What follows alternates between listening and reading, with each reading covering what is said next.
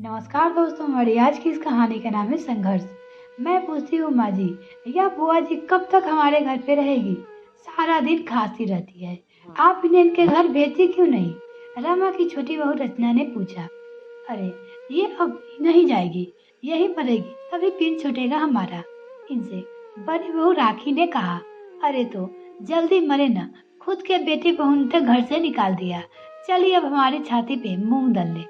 रचना गुस्से से बोली। खुद नहीं आई है, हमारी प्रिय सासू माँ ने लाया है इन्हें अपने साथ। राखी भी गुस्से में मती थी। अरे तो मैंने क्या उसका जीवन भर का ठेका ले रखा है? मेरी बताई मेरी सहेली की बेटी से शादी नहीं किया था उसने, अपने बेटे का उसी का बदला लेना चाहती थी। बहुत गुणगान करती थी ना अपनी बहू का। उसे एहसास कराना चाहती थी कि उसका निर्णय गलत था। उसकी बहू बहुत खराब है। उसके मन में उसकी बहू के लिए नफरत भरना चाहती थी, इसलिए तो उसे सिखा पढ़ाकर बेटे बहू से लड़वा कर यहाँ ले आई। सोचा था महीने भर रख कर वापस भेज दूंगी। अब तो 4 महीने हो गए, यह बीमार भी पड़ गई। अब तो कोई न कोई तकरीर लगाकर इसे वापस भेजना ही पड़ेगा। सास रमा ने धीरे से कहा। तब तक तुम लोग शांत रहो, मैं भी अब उसे ऊब गई हूँ। इसे भगाने का उपाय करती हूँ, नहीं तो वह जाने वाली नहीं है। ममता अपने कमरे में लेटे लेटे यह सब सुना और उस मनुष्य घड़ी को कोसने लगी। जब वो अपनी भाभी की बात में आकर अपने बेटे बहू से लड़ झगड़ कर यहाँ आ गई थी, उसका मन अतीत की गलियों में भटकने लगा। 4 बहन, एक भाई में ममता तीसरे नंबर की बहन थी। भाई सबसे छोटा था। पिताजी एक सुखी संपन्न किसान थे। खेती बाड़ी अच्छी थी, फसल अच्छी होती थी और बेची भी जाती थी। घर में खाने पीने की कोई कमी नहीं थी। परदादी की नजर में पोतियों को अच्छा खाना खाने की जरूरत नहीं थी। अच्छा खाना, अच्छे कपड़े, अच्छी पढ़ाई, शौक, बहुत सारी अच्छी चीजें पर सिर्फ पोते का ही हक था। पोतिया तो बस किसी तरह पल जाए, यही काफी था। 20 वर्ष होते ही उसकी शादी एक खाते पीते घर में कर दी गई। पति एक साधारण सी नौकरी करते थे, थोड़ी खेती भी थी। ससुर के कपड़े की दुकान थी। सास ससुर, 2 देवर, 2 ननद थे। ससुराल में पति के साथ जीवन के संघर्ष में लगी रहती, जिम्मेवारियां का बोझ उठाती रहती। समय सरकता रहा, सास ससुर चल बसे। देवर नंदों की शादी हो गई। एक बेटे दीपक की माँ बनी।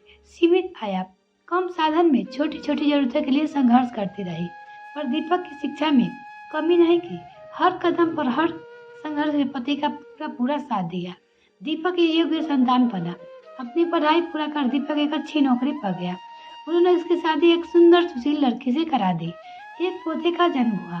अच्छे दिन आए ही थे कि पति चल बसे। वो अकेली हो गई।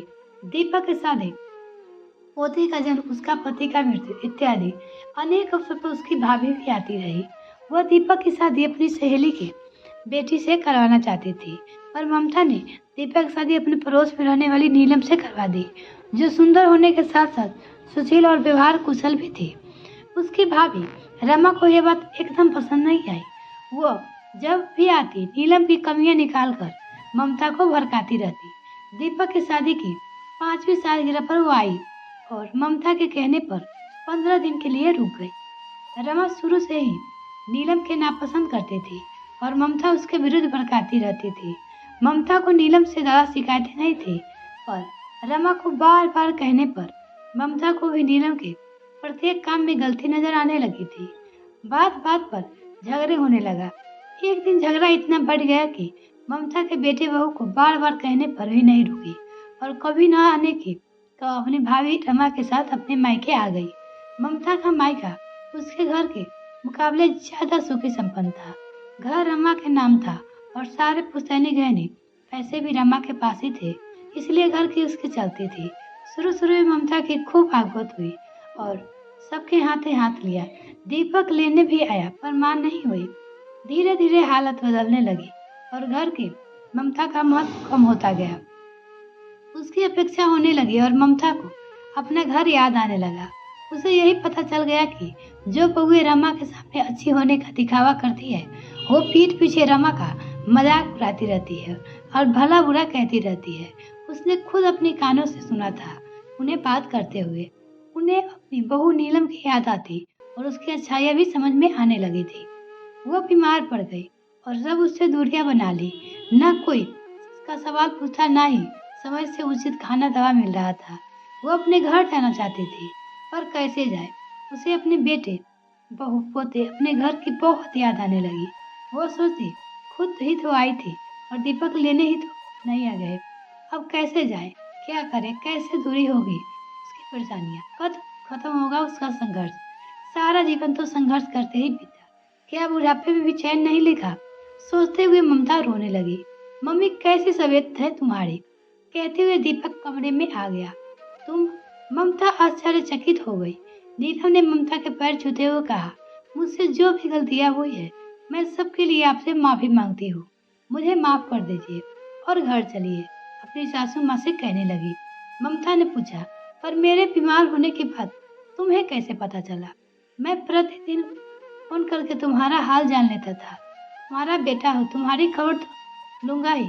तुम ठीक थी तो कोई बात नहीं, पर अब बीमार हो, अब तो अपने घर चलो।